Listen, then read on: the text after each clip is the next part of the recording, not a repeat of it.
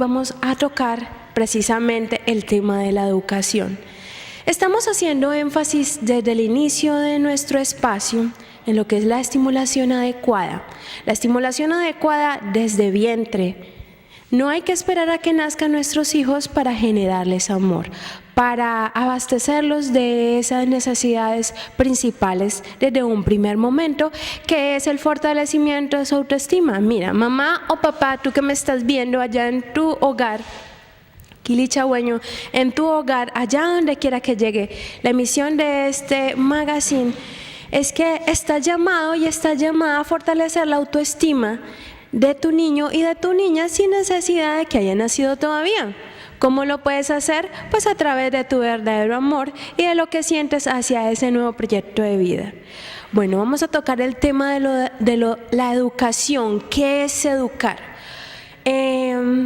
Muchas veces tenemos la creencia que el educar simplemente está relacionado con el ámbito escolar, con los espacios de los colegios o de las universidades.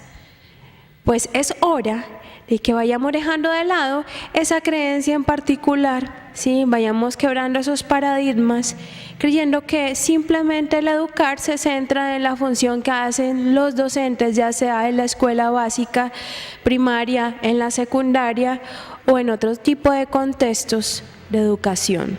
Recuerden que el educar está relacionado precisamente con ese fortalecimiento en la autoestima, un fortalecimiento de la calidad de seres que somos desde pequeños y que los 5 o 6 primeros años, esa calidad de la educación que viene desde nuestros hogares, desde nuestra casa principalmente, desde nuestros referentes, papá y mamá y el resto de nuestros parientes más cercanos o incluso hasta lejanos, o el adulto que esté responsable de ese niño o esa niña, hace parte de lo que es el primer cimiento de la educación.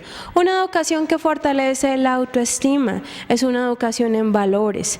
Pero la pregunta es, ¿cómo estamos nosotros los adultos que rodeamos a ese niño con respecto a la educación, pero sobremanera con la valoración que tenemos de nosotros mismos? Tenemos que tener muy en cuenta eso. Mira, tú no puedes pretender educar de la manera más adecuada a tu hijo o hija si no tienes una fortaleza en tu autoestima. ¿Qué quiere decir eso?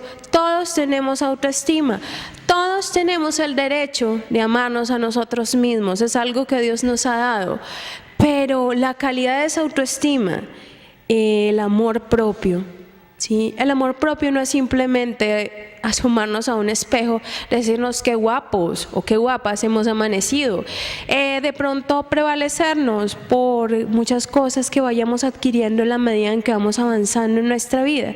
Autoestima es algo más allá que va de los títulos, de las apreciaciones a nivel de la sociedad. La autoestima es un valor incluso que empieza con el cimiento espiritual. Es por eso que el educar tiene que fortalecer una autoestima positiva en nuestros niños y niñas, siempre y cuando también desde nosotros mismos estemos sintiendo que esa autoestima positiva, esa buena autoestima y esa calidad en esa autoestima también la hemos generado en nosotros y en nuestras formas de vivir y en nuestras aptitudes diarias. Recuerden que siempre les he mencionado que nuestros hijos son los principales jueces de nuestro comportamiento. Hay algo muy importante también, aparte de lo que ya hemos mencionado, y es que, por favor, siempre valora, ¿sí?, en tus hijos, en el contexto de tu núcleo familiar, lo que es reverenciar las cosas relacionadas con Dios. No vamos a entrar en religiosidades, simplemente rescatemos cada vez más esos valores, ¿sí?, el valor espiritual, que le va a dar mucha calma a tu hogar, a tus hijos e hijas en medio de una sociedad que cada vez es más agitada, que cada vez es más confusa, ¿sí?, y que hace que la gente en la búsqueda de esa tranquilidad y de ese vacío que tiene internamente se refugie en cosas que de pronto la mayoría de las veces no son las más adecuadas para su comportamiento. Entonces, ¿qué es lo que está sucediendo con nosotros los adultos? Tenemos que empezar a revisarnos, empezar a interiorizar y empezar a ver qué es lo que podemos aportar en esa calidad de la educación. Recuerden que la calidad de la educación tiene que ver precisamente con nuestra proyección de autoestima, una autoestima positiva, una buena relación con nuestros hijos. Es hora de que ya no pensemos más que el educar está con los tutores o los docentes o las docentes que también trabajan en la primera infancia, ¿sí? Todos estamos comprometidas y comprometidos a esa calidad de la educación en nuestros hogares.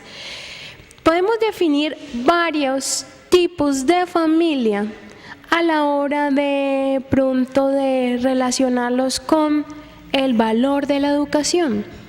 Miren, hay unas clasificaciones de las familias, hay unas representaciones de las familias. La primera representación que tenemos de la familia es el tipo de familia tradicional.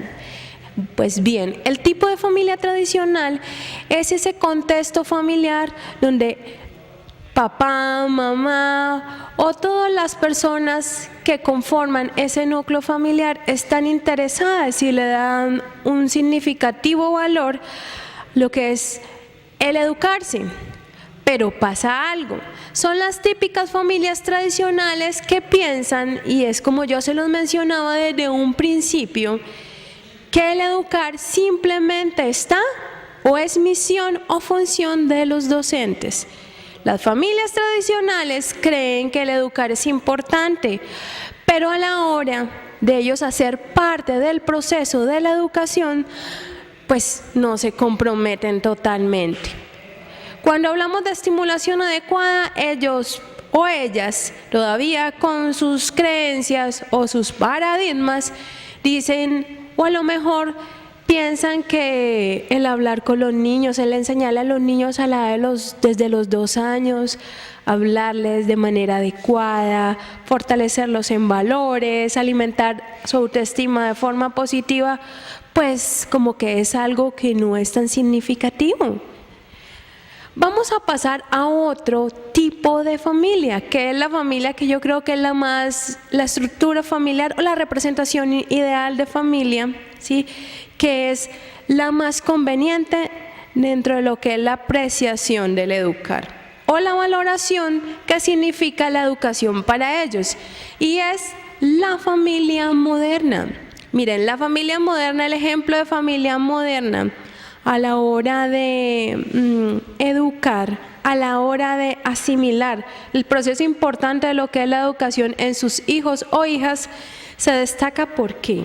Primero que todo, en la familia, el papá o la mamá que muestran el interés por identificar qué clase de educación es necesaria para sus hijos. Son los papás o las mamás que pese a que están trabajando todo el día, ¿sí?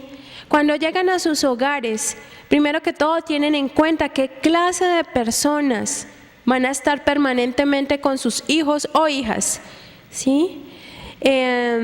Y son precisamente estas personas que escogen una escuela adecuada o un colegio adecuado para sus hijos.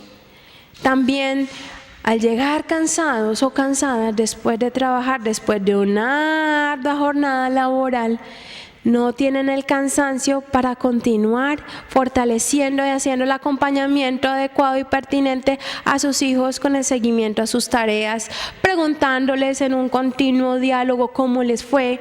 Es algo muy importante dentro de lo que es la representación de las familias de contexto moderno.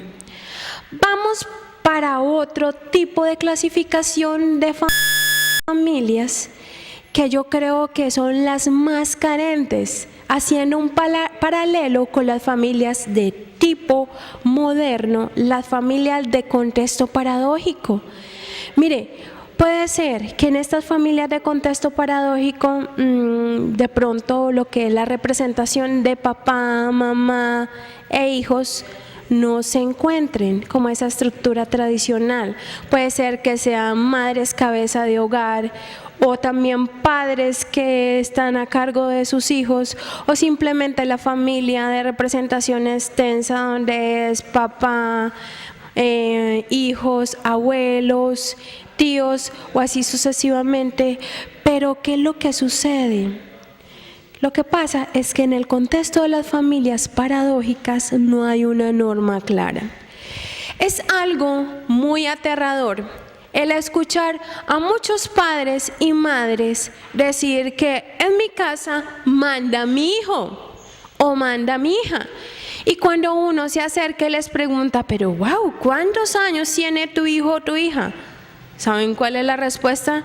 No, él solamente tiene 5 o 6 años.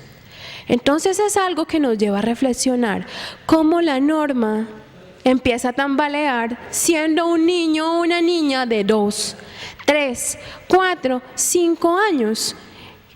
¿Qué es lo que está sucediendo entonces con la representación de disciplina, con la representación de autoridad en estos contextos paradójicos? También en los contextos paradójicos solemos ver o identificar que no hay normas claras establecidas a la hora de imponerlas de manera respetuosa y sin ir en contra de los derechos de los seres humanos y sin transgredir, óigame muy bien, esa dignidad humana, pero no hay unas normas claves, no hay unas normas específicas. ¿Cómo puede ser posible que tu mamá o papá se ponen de acuerdo para ir a paseo, se ponen de acuerdo para otro tipo de cosas, pero no se ponen de acuerdo a la hora de inculcar una norma y sobremanera de sostenerla? Podemos ver que hoy en día los niños o las niñas a determinadas edades, ellos están como en un rebote, ¿no? En pim, pum, pam, pim, pum, pam. O sea, esto es algo que suena muy gracioso, pero en el contexto de la realidad es algo muy cierto. Mi mamá me prohíbe algo, pero entonces, como no me gusta la prohibición de mi mamá, yo sé que me voy para donde mi papá, y mi papá dice todo lo contrario a la norma que mi mamá me ha impuesto. Entonces, ¿qué es lo que sucede? Que como adultos o como representación de autoridad en nuestros hogares estamos perdiendo todo tipo de seriedad frente al manejo de las normas y el compromiso, y nuestros hijos o hijas empiezan a identificar esas fallas, y ellos, lo más probable es que escojan esas fallas y las seleccionen para después tener un argumento y poder manipular. Mire, aquí la responsabilidad no es de nuestros menores de edad o nuestros chicos o chicas. Aquí la responsabilidad es nuestra. ¿Qué es lo que está sucediendo entonces con nosotros? Que ya no tenemos tiempo, como yo les había dicho. Nos ponemos de acuerdo para ir al cine, para ir al paseo, para ir de compras, para hacer una cantidad de cosas extras, pero a la hora de inculcar las normas, ¿qué es lo que está sucediendo? ¿Qué es lo que está ocurriendo con nosotros? Es falta de compromiso, es falta verdaderamente del vínculo afectivo, ¿sí? Entonces, revisémonos continuamente. ¿Cómo puede ser posible que nuestros hijos o hijas necesitan de autoridad? Aunque ellos, miren, tengan un comportamiento que en ocasiones nos turbe la tranquilidad, que en ocasiones nos saque de quicio, como dicen muchas personas por ahí en el cotidiano vivir. Pero ¿cómo puede ser posible que también nosotros como adultos, que somos responsables, oigan, no somos culpables, porque uno obviamente con la culpabilidad no logra hacer nada, pero sí tenemos que asimilar y asumir nuestra cuota de responsabilidad en la crianza y en el comportamiento y en las actitudes a futuro de nuestros hijos que desde pequeños podemos ir previniendo? No podemos hacer unos adultos perfectos, obviamente, el único perfecto es Dios, pero sí podemos tener en cuenta desde muy pequeñitos o pequeñitas esa educación que viene desde un fortalecimiento de nuestra autoestima en forma positiva y que la podemos transmitir a nuestros hijos. Hay una frase que es que yo la manejo constantemente, y es que es de lo que tengo te doy. Y sabemos que el vivir continuamente está cargado de cosas positivas para nuestra autoestima. Recuerden, educar con amor no significa ser permisivos ni ser pasivos.